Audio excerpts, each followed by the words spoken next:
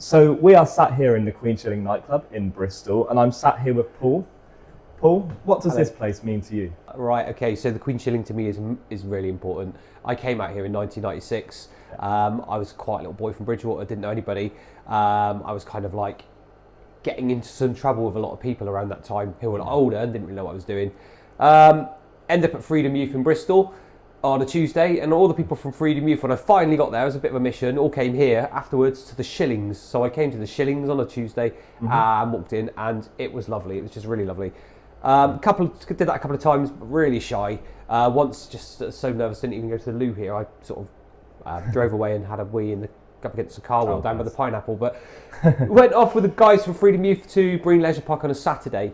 And that was the thing, because they were coming here on the Saturday evening, and they came, and I brought them, some of them in the car, and we came in here, and these guys back then, you know, it was different then. Like, some of them were like, I don't know, they were young, they were like 16, 17, 18, they were youth group. It was a youth group. I was older, I mean, I was 20, 22, but they were young people. But they came here, they got in here back then in the 90s.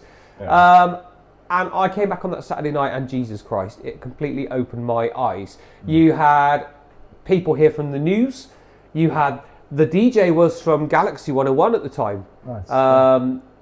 And it opened my eyes completely, so much that when I got back to Bridgewater, the following day I just came out, told my parents, my grandparents, and everybody I was gay. It was like a massive, wide open awakening for me. So yeah, from then back in the 90s, I came here at the weekends, so I started coming here every weekend, and I noticed like the equipment in here was pretty crap. And the guy was sort of doing as best as he could. The staff were lovely, everything was perfect, but the lighting and the sound was terrible. So off the back of that, I started a sound and lighting business and started renting them equipment. Because earlier on, you know, I was a DJ when I was 15 or 16. I was a mobile DJ. So the sound and lighting came here, and that's what got me in and kind of got me hooked, because the energy and the electricity and the atmosphere in this place is just, when this place is buzzing, it's absolutely phenomenal. Fantastic. So it's a very important place for you. Absolutely. And as many viewers are aware, it's extremely important to the community as well, within the LGBTQ community. Can you tell me anything, the things that you have done here for the LGBT community and other communities?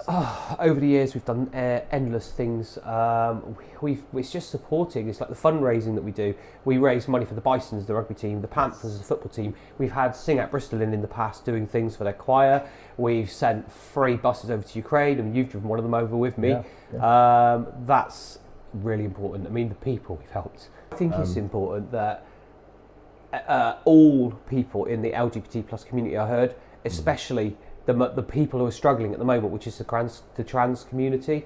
And I think that we need to really include the trans people and be more inclusive and be aware of the issues they're struggling at the moment. Definitely. That's important right now. And if anyone needs anyone to talk to, there's always help here as well. All of our staff are really friendly, and obviously we've got Paul here that's very knowledgeable and has lots of contacts in your book, don't you, for if anyone needs help. I mean, primarily this is a nightclub. Yes. And we serve drinks, it's a public house. But if someone's really struggling, do just drop us a message on one of the socials, because we've got staff here and we know a lot of people. And, you know, it might be that you're on your own and you're trans and you just don't want to go, or you're changing in your life and you just want someone to talk to. Sometimes it's worth just giving us a call. Like I say, I don't know who will pick up. There are different people in our marketing team, but everybody here is welcoming and accommodating. If you want to speak to me specifically, you want to say you want to speak to me, and I'll do my utmost to respond to you. I'm always happy to do that. So moving on, last year we've had a few problems. There were some protesters outside. Can you tell me a little bit more about that? We had a massive problem last year. We had a load of people, I think it was pro-Palestine or anti-Palestine, I'm not quite sure which way around it goes. I don't follow the news. They were slandering us on the social media for running the Eurovision. We've run the Eurovision here for 31 years, minus COVID. But it's always here. The gay people love, this venue. Eurovision is it's a celebration of music. So we had all this slating and slandering of all these people, and it was awful. Really, it was awful. It's something. This place is something I'm so proud of, and I've worked so hard to to build this to where it is. Yeah. It's blood, sweat and tears. Yeah. I've done everything in here. You know, light bulbs, ceilings, I've painted it, I've laid the floors, I built the bar. Yes. I've literally done everything. And then you've got a group of people who don't know me from Adam, slating me, telling me I'm some guy that's supporting genocide and killing people. Yeah. Yeah. And these guys, they've not come in and had a conversation with me. They're just online slandering the business to 300, 400, 600 comments. Yeah. And it's just not acceptable. They don't have a clue what we do here. No. They've no idea what we do for the community. They've no idea what we do for wars. We've driven to Ukraine 3 fucking times. Yes, We've raised the funds and bought 3 vehicles. You've given and driven them to Ukraine full of aid. Brian and Helen, obviously our friends who are the main people behind this Ukraine thing, they drive to the front line. Absolutely They've taken our vehicles that we funded. Our customers have paid the money and funded for these vehicles. They've taken them to the front line. So, and we've cleared hospitals out with people who were well, who needed crutches, and they needed items to get them out of the hospitals to be able to get home, so that people who were wounded on the battlefield could actually get into hospital. And before our vans were hitting, these people were dying because the hospitals were full. So it's important, it's very important, the work we do. And to have these guys slandering us and shutting us down, and it has had an effect. Yes. I've noticed a lot of students have boycotted us as a direct result of the slander that they've thrown at us. And it's really kind of like disappointing and disheartening and how that's happened, when genuinely we're not supporting genocide. How crazy is it to accuse us of that? It's absolutely crazy. No. So would you say that them boycotting the Queenshilling, so-called, or slandering the Queenshilling, would you say that's had effect on the numbers that you can raise to give away to charities? Yeah, what it's done, I mean, it's just lowered the bottom line. Yeah. On the, we're just taking a lot less money now because of the fact that we don't have a lot of the younger people here, and we haven't got the money, so we're not able to fund. Yeah. We haven't sent anything to Ukraine this year. We can't. We don't have the budgets to do that. Yeah. But what's annoying is, whilst we've slowly lost. I mean, I think a lot of people are slowly coming back after the. I think if you throw enough shit at a business, some of the times it sticks.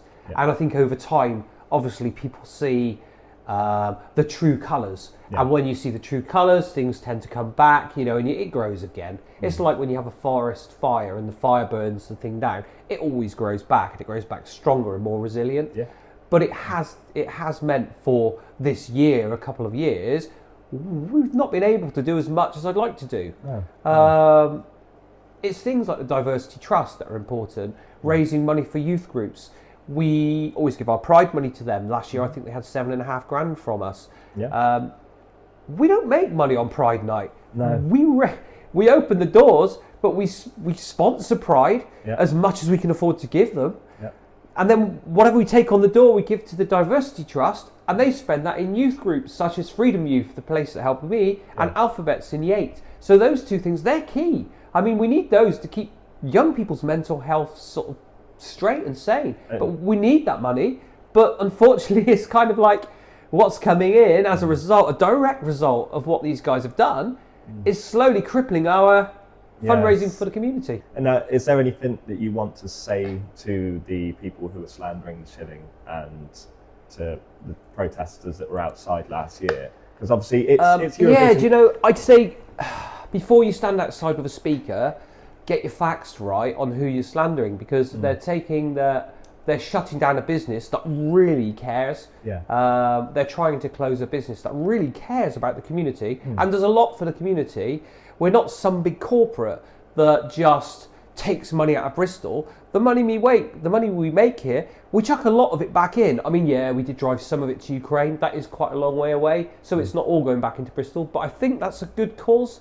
Yeah.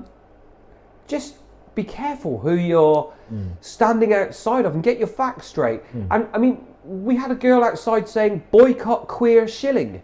And she stood right outside of the venue shouting down a microphone. She can't even read the bloody sign that says Queenshilling. So she's here shouting and they're boycotting queer shilling. And they don't even know what the name of the place is. So you would say, come in and talk to us? Come in and we, talk to we us. are happy to work with you. We'll talk with anybody. If you hate us, that's fine. If you're homophobic and you want to chat, I'll have a chat with you. I've no issues with that.